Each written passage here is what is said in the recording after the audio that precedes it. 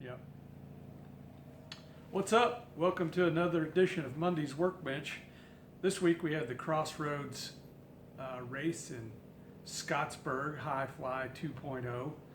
There was a threat of thunderstorms and possibility of it being a rainy situation, but as the weather cooperated, it was dusty and dry, and it was getting hot.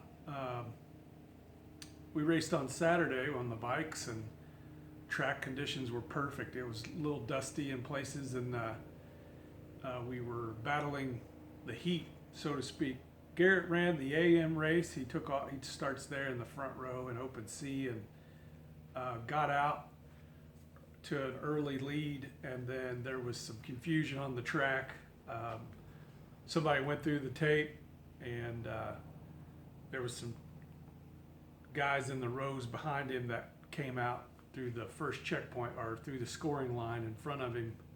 I know those guys didn't mean to do it, and it's easy to do sometimes, but I think it showed him in 40th or something on his first lap.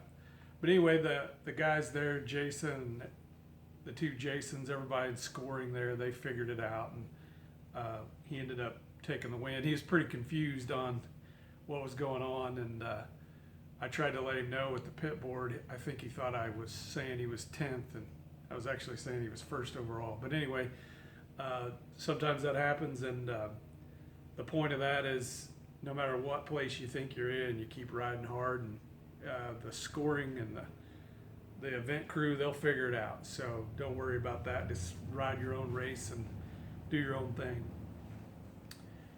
Anyway, I raced in the PM, and it was hot. It was a test. Garrett has a drinking system, and first lap when he come through, he was needing a drink, and we weren't quite prepared. In the past, we've given him a water bottle with our makeshift drinking system, and it seemed to have failed on him. I always run a Camel pack, and I usually rely on my dad to give me a drink, something cold like I'll have something like Rhino Power or something like that in there that gives me a little more hydration, during the race. And plus, being that it's cold, helps out, especially in the hot races. So anyway, today's edition is going to be talking about our method of the makeshift drinking straws, and how it plays into, even if you do have a drinking system, maybe you should consider setting yourself up something like this to attach to a water bottle, because your drinking system may fail like it did for Garrett. And being that it was so hot, and as we get closer to the hot months here, it's going to be important to keep you happy out there. So anyway, what we do is we buy some, it's just vinyl hose. This is 3/16 of an inch. I bought literally 100 feet of it at my local hardware store. And then I just kind of determine, what length I want. And then I put a couple marks on my bench in the trailer. And then what I do is I just save a couple of lids, kind of make a little X, and then you want to put in a little hole that gives you a little bit of breathing relief there, and then you put it together using a little bit of duct tape here, and it seems to work. What we like to do is just make a couple, have a couple ready. Seems like you never have them when you need them, but so I put some on the top here. I'll finish this one up, and then I'll build you a complete one. So you want to make sure, and you could use Gatorade bottles or whatever you want, but you want something on the tip. And there's companies that make these. Add a Straw, that's a good company, and they use something similar to this, except they use another piece of vinyl hose, and it works really well. This is something that I seen years ago. Troy Lee would make them for Austin, and I thought, that's something pretty neat. We didn't really use it in the beginning at 50s, but as the time went on, we ended up using them a lot for Garrett. Anyway, so this is kind of what the finished product looks like. And, you know, each length, depending on what bottle you're using, is going to be different. So, but this part up here is important. And I'm not sure exactly how long that is. That's probably 5 or 6 inches. But it's important to make this kind of long because this piece here is what you'll put in your mouth and underneath your helmet. So you can, you know, lock it in and then it can dangle, you know, and then you can wire onto it. And, you know, like I'm a mouth breather, so even though I don't want to drink it all right away, it's just kind of hanging there and I don't have to hang on to it. You know, whenever I'm done drinking it, then I'm like, crap, now I'm going to throw it on the trail. And those guys have enough work to do. So I try to find somebody and throw it at them.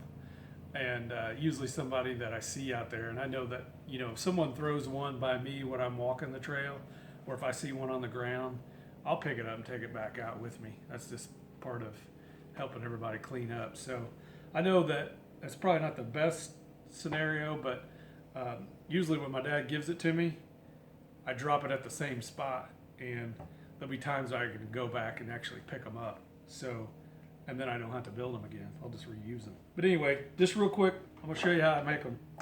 So we just get the Sam's Club, great value. And then once we drink, I keep a couple of these around. So what I do is I just make an X with a razor blade, and you gotta be careful because it's pretty easy to cut through, pretty easy to get cut. So anyway, now I have an X cut in there, and then I just take I've got a broken screwdriver that I've used, and then of course this pick tool works real good, but this little bitty vent is pretty important because you could actually make it too tight, and then it creates the vacuum, and then it's hard to, you know, get all of your hydration out of there. So now I know, because of my previous marks, where to put the tape. Now I'm just using like a 1/4 inch of tape, and it's not even one lap around. It's like 3/4 of a lap. So that's about how much I'm using.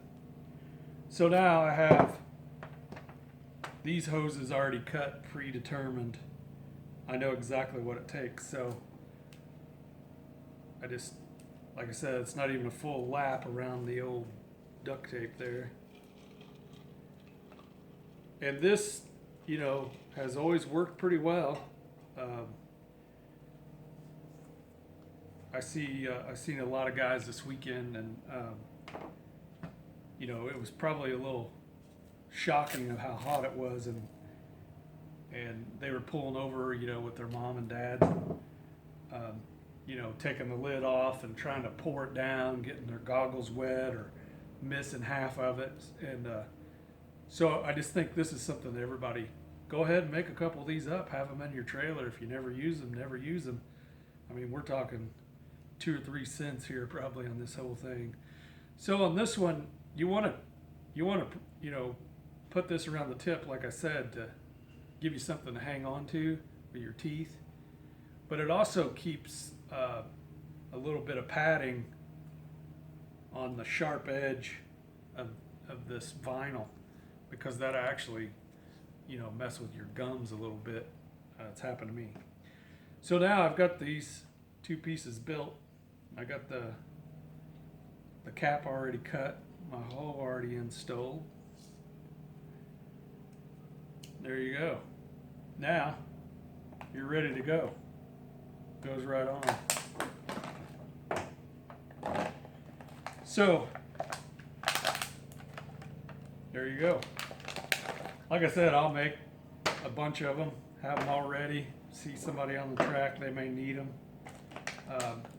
Like I said, I know there's a company called Add a Straw. I think you could buy them, you know, for I don't know, 4 for $1. I don't even know how much they are, but or you can make your own.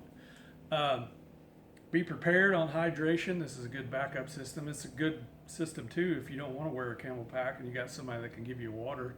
Or even if you just pull over and you leave this sitting somewhere, maybe you could just pull over, reach over, grab it, and take back off if you're by yourself. So anyway, that's what's on Monday's workbench. It's gonna be hot. It's only gonna get hotter, so might as well prepare.